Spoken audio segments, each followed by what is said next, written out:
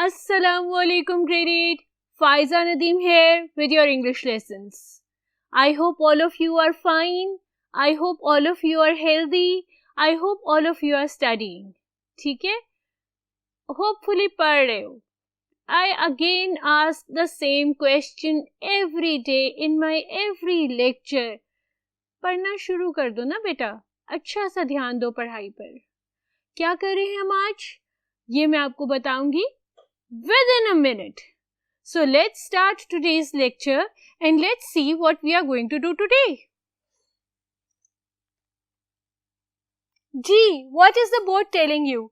The board is telling you that we are going to do unit number 25 from your The Grammar Tree book 8 and the title of the unit is Idioms and Phrases. पूरा unit आज नहीं कराऊंगी, ठीक है? I will not do the entire unit in today's lecture, in this lecture, right? I will gradually complete all the parts of this unit. I will gradually do all the topics that are being covered in this unit because I want you to have a very clear concept. आपका concept बनाना मकसद है, जल्दी जल्दी unit खत्म करना मकसद नहीं है, ठीक है? तो टॉपिक है आपका idioms और phrases. आज हम डिस्कस करेंगे phrases को. phrases क्या होते हैं? phrases की literal definition is on the board. ठीक है, क्या है literal definition phrase की? A group of words standing together as a conceptual unit,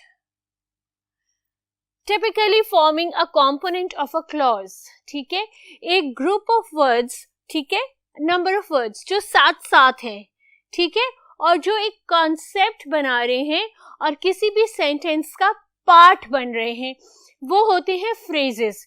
phrases generally वो ग्रुप ऑफ वर्ड्स होते हैं जिनके अंदर सब्जेक्ट और वर्ब अग्रीमेंट मौजूद नहीं होती, ठीक है, या सब्जेक्ट नहीं होता या ऑब्जेक्ट नहीं होता या वर्ब नहीं होता, ठीक है, वो ग्रुप ऑफ वर्ड्स होते हैं. जैसे कि मैं यहाँ लिख दूं अ ब्यूटिफुल गार्डन, ठीक है, वो एक फ्रेज हो जाएगा. इसमें कोई वर्ब है, इसमें कोई सब्जेक्ट है, कुछ भी नहीं है, सिर्फ एक गार्डन लिखा हुआ है, ब्यूटीफुल गार्डन, और ये 3 वर्ड्स हैं, ये एक वर्ड नहीं है, तो ये बन गया फ्रेज. ठीक है, समझ आ गई? अगर ये आपको डेफिनेशन मुश्किल लग रही है तो मैंने आपको ज्यादा आसान तरीके से, ज्यादा आसान अल्फाज में समझा दिया. अब हम फ्रेजेस के कॉन्सेप्ट को थोड़ा सा और आगे लेके जाते हैं और हम पढ़ते हैं प्रेपोजिशनल फ्रेज. ठीक है, प्रेपोजिशंस क्या होती हैं? For prepositions, for position. Prepositions आपको पोजिशंस मेंशन करती हैं या सब्जेक्ट की या ऑब्जेक्ट की, ठीक है, किसी भी नाउन की और उसके रिलेटिव प्रोनाउन की जो भी पोजिशन डिस्क्राइब कर रहा होता है वर्ड, उसको हम कहते हैं प्रेपोजिशन. अब प्रेपोजिशन के साथ अगर हम 1-2 वर्ड्स और लगा दें तो वो बन जाते हैं प्रेपोजिशनल फ्रेजेस. ठीक है, जैसे a group of words definition. ठीक है, a group of words consisting a preposition, its object and any word that modifies the object. Most of the time a prepositional phrase modifies a verb or a noun. किसी भी verb या किसी भी noun को modify करता है, उसको further explain करता है, clear करता है कि कहाँ all this was taking place. ठीक है, position को highlight करता है, वो preposition होता है. डरो नहीं, मैं आगे एक्सप्लेन करती रहूंगी. ठीक है, प्रेपोजिशनल फ्रेजेस भी 2 तरह के होते हैं, एडवर्बियल और एडजेक्टिवियल. ठीक है, आज हम करेंगे एडजेक्टिवियल और एडवर्बियल फ्रेजेस, लेकिन इन सब से पहले हम थोड़ा सा प्रेपोजिशनल फ्रेज इन जनरल का कॉन्सेप्ट क्लियर करेंगे. ठीक है, तो चलो फिर हम शुरू करते हैं प्रेपोजिशनल फ्रेज और उसका क्लियर करते हैं कॉन्सेप्ट. ये देखो बोर्ड पे मैंने लिखा है प्रेपोजिशनल फ्रेज. ढेर सारी मैंने प्रेपोजिशनल फ्रेजेस लिखी हुई हैं और उनकी रिलेटिव मीनिंग्स लिखी हुई हैं. ठीक है, ताकि आपको समझ आए कि ये प्रेपोजिशनल फ्रेज क्या है और ये क्यों इस्तेमाल होता है. बेटा हम सीधा सीधा प्रपोजिशन क्यों नहीं यूज करें, हम प्रपोजिशनल फ्रेजेस क्यों डाल रहे हैं, ठीक है, थ्रू, अक्रॉस, अप, डाउन, उसकी जगह हम फ्रेज यूज करें, क्यों, so that our creative writing becomes more dramatic, more effective. The entire word is scripted. हर चीज लिखी जाती है पहले और फिर उसको बयान किया जाता है, ठीक है. हर चीज को पहले स्क्रिप्ट लिखते हैं, फिर उसको परफॉर्म करते हैं, चाहे वो पॉलिटिशियंस हैं, चाहे वो ड्रामेटिक्स है, चाहे वो आपकी स्पीचेस है, और चाहे वो आपके पर्सनल जॉब इंटरव्यूज है. The person who's taking the interview will definitely jot down the questions that he wants to ask, and you going to give the interview will definitely write a few expected questions and their answers. So everything in this world is scripted. अगर आपने dramatic करना है अपनी creative writing को और अपनी effective writing को, तो आपने इनको यूज करना है, ठीक है. पहला प्रपोजिशन फ्रेज है एट होम. एट होम इसका मतलब है बी कंफर्टेबल, ठीक है. आपने ये फ्रेज यूज करना है एट होम और उसका मतलब होता है बी कंफर्टेबल. इसका मतलब एट होम लिटरल तरीके में घर के अंदर होना नहीं है, ठीक है. इसका मतलब है टू बी कंफर्टेबल, ठीक है. I am always at home with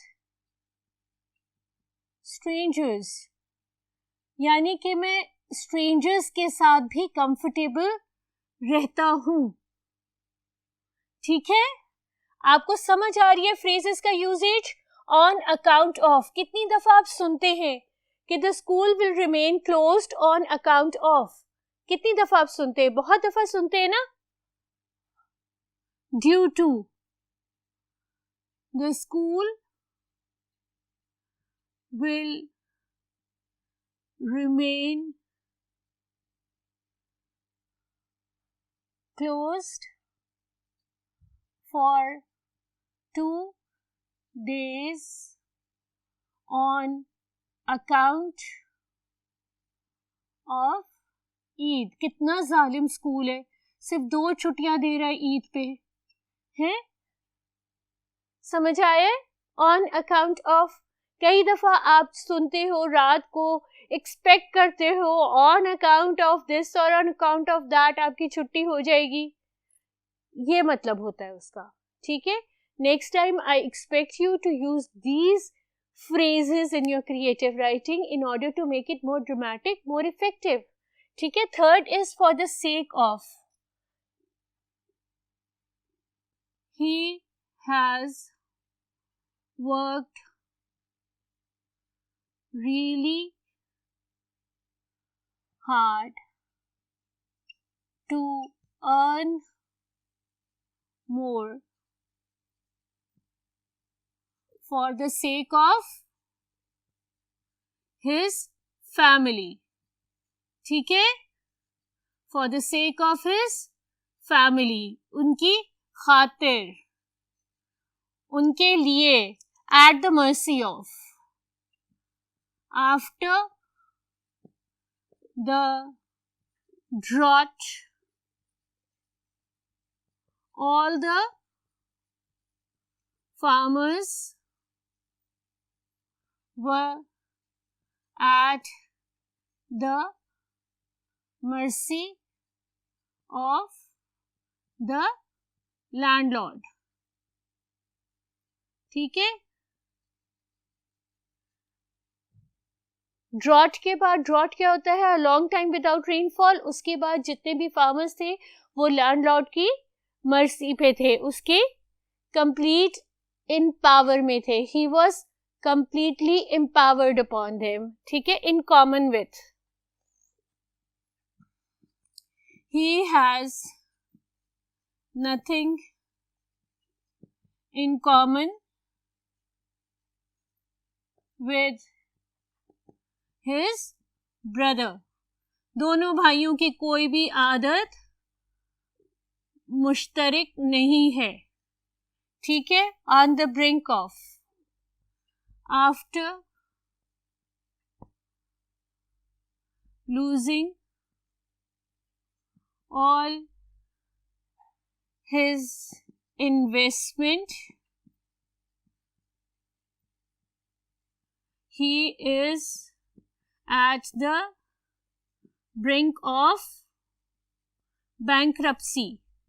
ठीक है, तमाम उसकी इन्वेस्टमेंट खत्म हो गई है, तो he is at the brink of bankruptcy. On behalf of, I will receive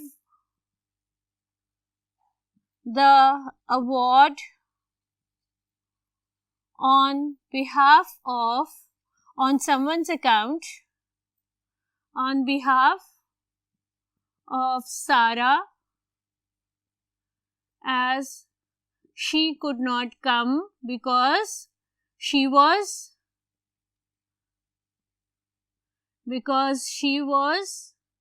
ill. ठीक है, on behalf of all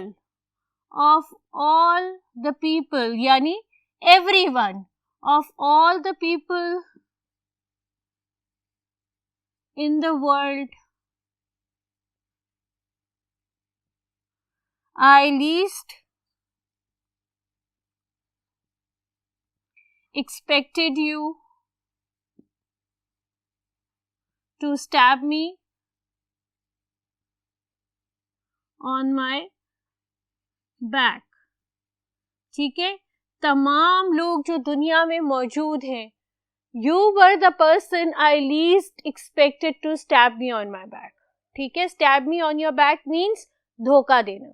ठीक है, वो भी फिगरेटिव लैंग्वेज है, वो भी आपका एक फ्रेज है. ठीक है, ये मैंने एक जनरल prepositional phrases, उनकी मीनिंग्स, उनके sentences, they are present in your book and I've constructed different sentences than the ones that are present in your book. ठीक है, तो आपने ये भी देखने हैं, समझने हैं और उनको भी पढ़ना है. Let's move one step further and let's move to the adverbial phrases. ठीक है, चले adverbial phrases को. एडवर्बियल फ्रेजेस क्या होते हैं? ठीक है, एडवर्बियल फ्रेजेस वो होते हैं जो किसी भी सेंटेंस में एडवर्ब की जगह ले, एडवर्ब को ज्यादा क्लियरली एक्सप्लेन करें. और जितने भी फ्रेजेस होते हैं, चाहे एडवर्बियल, चाहे प्रेपोजिशनल, चाहे आपके adjectival, they all start with a preposition. इसीलिए उनको जनरली prepositional फ्रेज कहा जाता है. एंड देन स्पेसिफिकली या वो एडवर्बियल होते हैं या वो एडजेक्टिवल होते हैं. और in the coming lectures I will tell you about the noun phrases as well. ठीक है, फिलहाल एडवर्बियल फ्रेजेस वो कौन से फ्रेजेस होते हैं? वो ग्रुप ऑफ वर्ड्स जो किसी भी सेंटेंस में एडवर्ब की जगह ले. मैं साथ साथ उनको एक्सप्लेन करूंगी. ऑल दो वर्ड्स, फ्रेजेस और उनकी मीनिंग्स मैंने बोर्ड पे लिखी हैं, साथ साथ सेंटेंस कंस्ट्रक्ट करूंगी और साथ साथ आपको एक्सप्लेन कराऊंगी. ठीक है, at arm's length, I remain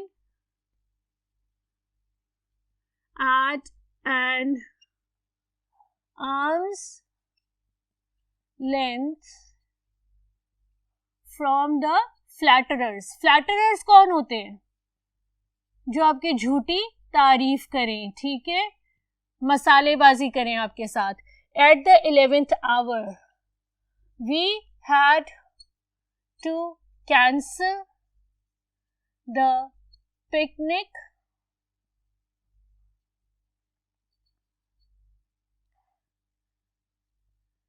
as it rained at the 11th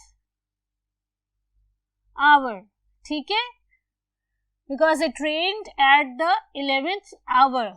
Time and again, I have time and again told you to be punctual. ठीक है, regular, disciplined. ठीक है, कुछ भी आप लिख सकते हैं. Repeatedly, I have time and again told you to be punctual. you were supposed to learn your tables by heart. by heart का मतलब क्या होता है? याद कर लेना, ठीक है, पक्का पक्का याद कर लेना. तो you were supposed to learn your tables by heart. Okay. She claims to be here as my help, but as a matter of fact, she is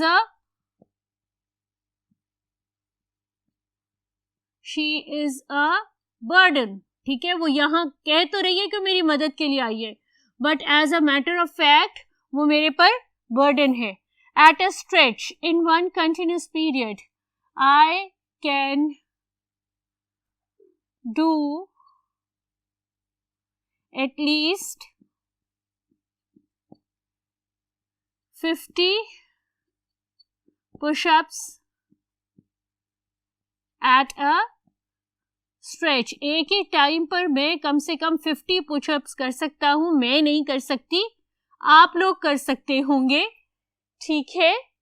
At a stretch, एक ही टाइम पर. Few and far between. The politicians visit to his area after winning elections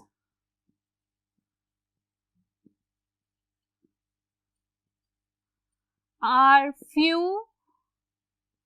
and far between. एक दफा election जीत जाएं तो जनाब politician साहब जो हैं वो अपने एरिया को बहुत इनफ्रीक्वेंट या स्कार्स. इनफ्रीक्वेंट मीन्स कम, स्कार्स मीन्स तकरीबन खत्म, ठीक है.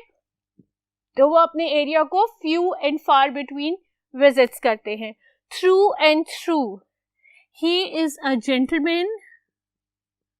थ्रू एंड थ्रू, वो एक जेंटलमैन है कंप्लीटली, ठीक है. He is a gentleman. Through and through. अब ये क्या हो रहा है बेटा? ये न सिर्फ आप अपना ग्रामर ट्री का एक यूनिट कर रहे हैं, not only you are doing a unit of your grammar tree, you are increasing और building up your vocabulary bank. prepositional phrases, adverbial phrases, आपने कितने सारे, आज 8 वो और 8 ये 16 तो आपने words और phrases अपने vocabulary bank में add कर लिए. Let's add another 8 of those phrases.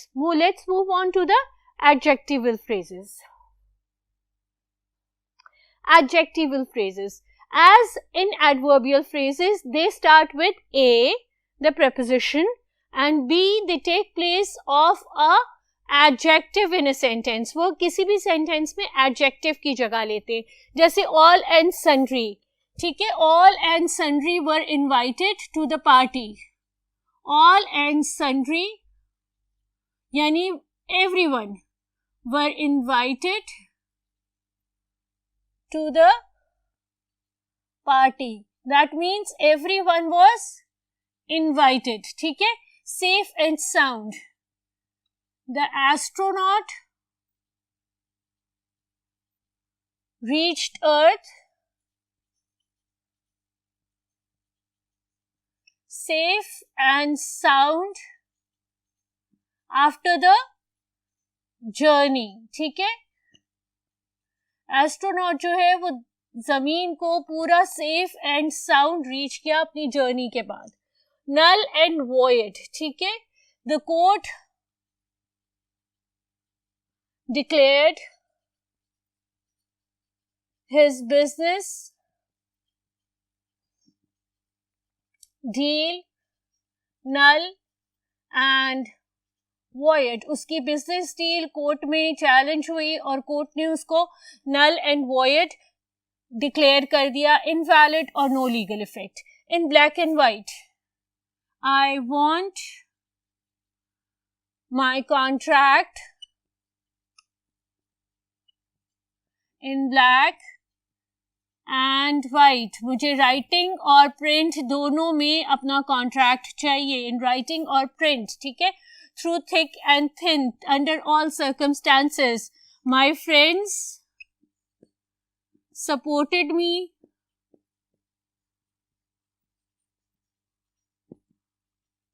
Through thick and thin. मेरे फ्रेंड्स ने हमेशा मुझे सपोर्ट किया हर मुश्किल हालात में. ठीक है. मेरे फ्रेंड्स ने हमेशा सपोर्टिव रहे हैं मेरे हर कंडीशन में. Slow and steady. ठीक है. Go slow and steady to have a complete win, or to have a thorough win. If you will go consistently, if you will go slow and steady, be consistent in your efforts, then you are going to have a thorough win. Spick and span. My sister's bedroom is always spick and span. ठीक है. उसका bedroom हमेशा spick and span रहता है. And thus she is the apple of my mother's eye. Apple of my mother's eye, उनकी सबसे ज्यादा लाडली. ठीक है. Rough and tumble, a situation without rule and free for all. Okay. We faced rough and tumble in the adventure park. ठीक है. We faced a situation that was any ruleless in the adventure park. Quick recap करें आज के lesson का. आज का lesson था idioms and phrases, unit number 25, the grammar tree. ठीक है. हमने आज पढ़ा व्हाट आर फ्रेजेस. ठीक है. फिर हमने पढ़ा what are prepositional phrases. 8 examples prepositional phrases की और उनके सेंटेंस कंस्ट्रक्ट किए. फिर हमने ये जाना कि prepositional phrases are further subdivided into adverbial and adjectival phrase. Adverbial और एडजेक्टिवियल फ्रेजेस कौन से होते हैं? जो अपने सेंटेंस में रिस्पेक्टिवली एडवर्ब या एडजेक्टिव की जगह लेते हों. हमने उनके फ्रेजेस की एग्जांपल्स जो हमारी बुक में मौजूद थी उनकी मीनिंग्स जानी. बुक में मीनिंग्स नहीं हैं, they are on the board. और हमने उनके सेंटेंसेस जो बुक में मौजूद नहीं थे, एक्स्ट्रा सेंटेंसेस कंस्ट्रक्ट किए. और आपकी टीचर ने आपको अच्छी तरह समझाया कि आपने इन सब को अपने CPU में सेव कर लेना है, इस सारे डेटा को, ताकि आप इसको फर्दर अपनी क्रिएटिव राइटिंग में यूज कर सकें और अपने टीचर्स को और अपने कॉलीग्स को इम्प्रेस कर सकें. ठीक है.